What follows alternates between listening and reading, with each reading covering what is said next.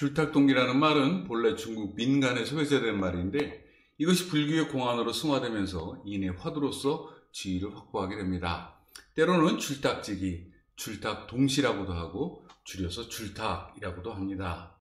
본래 줄탁동기는 임대종의 공안집 그리고 서원종의 대표적인 불서인 송나라 때의 표감록에 각각 공안으로 등장하면서 이후 불가의 중요한 화두로서 자리매김하게 됩니다.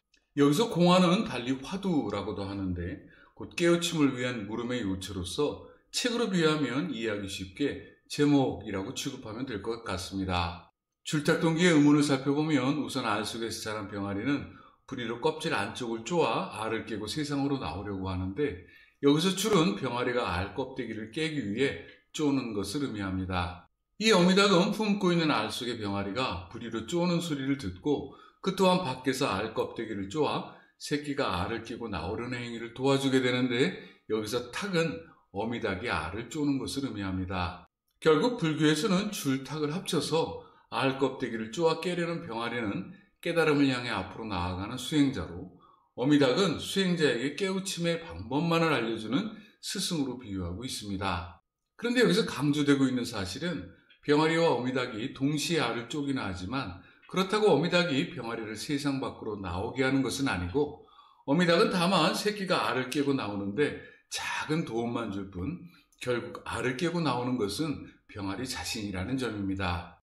이상을 종합해 볼 때 줄탁동기의 본래 뜻은 스승은 깨우침의 단초만을 제공할 뿐이고 나머지는 제자가 스스로 노력해 깨달음에 이르러야 하는 것에 그 핵심을 두고 있습니다.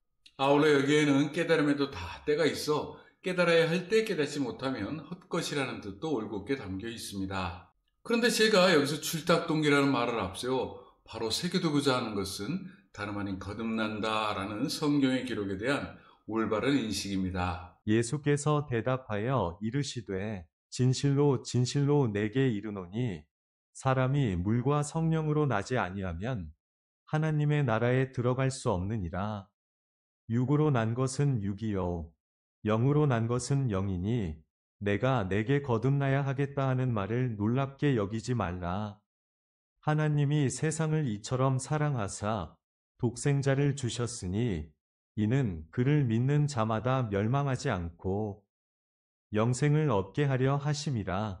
위의 말씀에 비추어 보면 하나님의 사랑에 거하기 위해서는 곧 하나님 나라에 들어가기 위해서는 반드시 거듭나야 합니다. 그런데 여기서 중요한 논점으로서 거듭난다고 하면 특별히 색다르거나 이해하기 어려운 개념이 아닌 곧 누구든지 예수님을 부르고 믿으면 그것이 거듭나는 것과 다르지 않다는 사실입니다. 비교하기에 불교에서 이르는 줄탁동기를 새길 경우 그 핵심은 깨달음이라 할 수 있는데 이는 성경에서 거듭남으로 이해할 수 있습니다. 다만 개념상 큰 차이점은 곧 행위와 사랑에 있다고 봅니다. 이를테면 불교에서는 줄탁동기를 새김에 있어 스승은 깨우침의 단초만을 제시할 뿐이고 나머지는 제자가 스스로 노력해 깨달음에 이르러야 한다는 점을 강조하고 있습니다.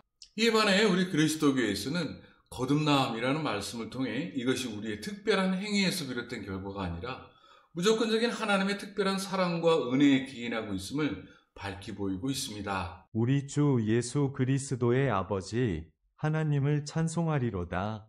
그의 많으신 긍휼대로 예수 그리스도를 죽은 자 가운데서 부활하게 하심으로 말미암아 우리를 거듭나게 하사 산 소망이 있게 하시며 너희가 거듭난 것은 썩어질 씨로 된 것이 아니요 썩지 아니할 씨로 된 것이니 살아있고 항상 있는 하나님의 말씀으로 되었느니라. 줄탁동기로부터 우리가 바로 새길 것은 예수님께서 우리를 위해 변함없이 안팎으로 하나님께 간구하고 계신다는 사실, 곧 우리를 위해 세상 끝날까지 안팎으로 쪼아주고 계신다는 사실입니다. 그럼에도 우리가 이를 바로 깨닫지 못하는 경우라면, 곧 하나님의 사랑으로부터 멀어지게 되는 경우라면 영원히 거듭날 수 없게 될 것입니다. 다만 이때의 거듭남은 어느 한때에 그친 거듭남이 아니라 이 세상에서 살아 숨쉬고 있는 동안 우리 사람의 산 소망으로서 끊임없는 거듭남을 의미합니다. 때마다 우리 자신 또한 거듭남을 위해 곧 하나님 사랑에 바로 거하기 위해 줄탁동기의 의미를 새롭게 바로 새겨 끊임없는 기도와 간구로 하나님께 나아가야 할 것입니다. 화제를 돌이켜 다시금 창세기 본문으로 가보겠습니다. 여호와 하나님이 아담을 부르시며 그에게 이르시되 네가 어디 있느냐? 여호와께서 가인에게 이르시되 내 아우 아벨이 어디 있느냐? 창세기에서 하나님께서 순례가 되어 사람을 찾으신 것은 위 기록에서와 같이 통틀어 2번입니다. 찾으신 사람은 다름 아닌 아담과 그 아들 가인이었습니다. 그렇지만 이 기록은 우리가 익히 잘 알고 있는 유년 시절의 숨바꼭질과는 방법과 형태가 사뭇 다릅니다. 곧 순례가 찾아 헤매는 것이 아닌 그렇다고 못 찾겠다 꾀꼬리와 같은 방식도 아닙니다. 그것은 하나님께서 사람을 향해 다만 부르시고 이르시고 있는 또 다른 방식의 숨바꼭질이라고 볼 수 있습니다. 위에서 물을 창조하신 하나님, 그 형상과 모습을 따라 사람을 창조하신 하나님, 세상 만물 모든 것을 종류대로 각기 창조하신 하나님께서 순례가 되었다는 것은 가당치도 않은 이야기입니다. 그렇다면 어디 있느냐는 하나님께서 그들이 어디 있는지를 모르셔서 부르시고 계신 물음이 아니라 너는 사랑으로 만들어진 사람임에도 나를 사랑하지 않았다. 이를 내가 알고 있느냐? 라는 의미를 담고 있는 물음으로 새겨야 할 것입니다.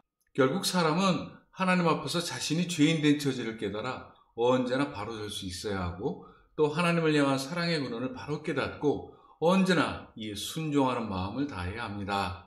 아담과 가인에게는 이러한 처지와 순종에 대한 자각이 없었습니다. 보다 정확히는 잊고 있었습니다. 그러기에 하나님께서는 그들 눈높이에 맞춰 부르시고 이르시는 것입니다. 어디 있느냐라고 말입니다. 그럼에도 불구하고 부르시고 이르신 것에 대한 아담과 가인의 대답은 이러했습니다. 내가 동산에서 하나님의 소리를 듣고 내가 벗었으므로 두려워하여 숨었나이다. 내가 알지 못하나이다. 내가 내 아우를 지키는 자니이까. 아담은 자기의 죄를 알고 숨었고 가인은 자기의 죄를 감추고 숨겼습니다. 결국 죄에 구속된 그들에게는 하나님을 향한 본래 피조물 된 사람으로서의 사랑이 없었습니다. 아담은 원죄의 주체입니다. 가인은 인류 최초의 거짓말쟁이이자 살인자가 됩니다. 내가 어디 있느냐는 하나님의 말씀에 그 마땅한 대답은 우리가 믿음의 조상이라고 일컫고 있는 아브라함으로부터 쉽게 구할 수 있습니다. 내가 여기 있나이다. 내가 어디 있느냐는 하나님의 말씀에 그 마땅한 대답은 애국으로부터 이스라엘을 인도해낸 위대한 지도자 모세로부터도 쉽게 구할 수 있습니다. 내가 여기 있나이다. 하나님을 향한 우리 사랑의 증표로서 우리 모두의 한결같은 대답이 될 수 있었으면 하고 기대합니다.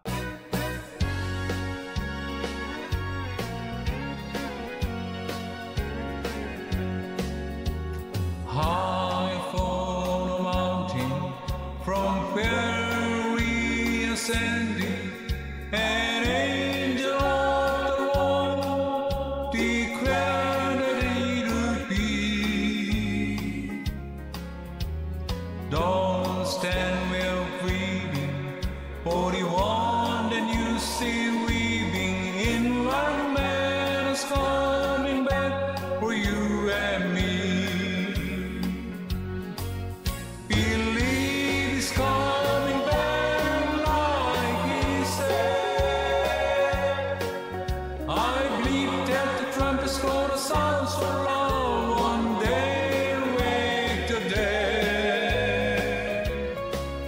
In the twinkle of an eye, his spirit is strong sky. Believe he's coming back like he said.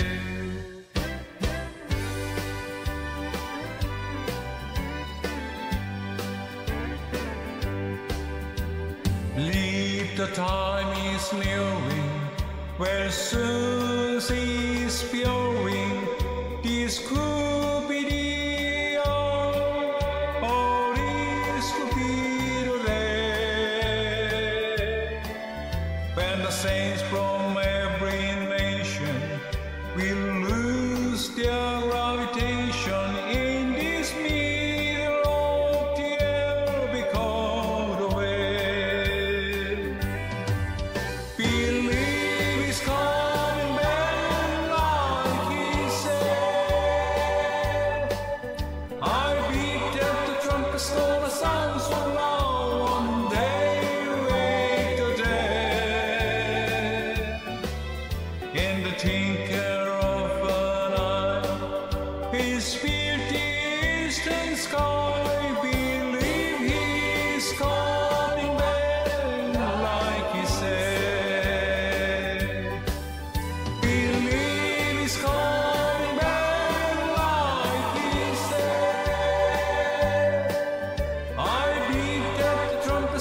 songs for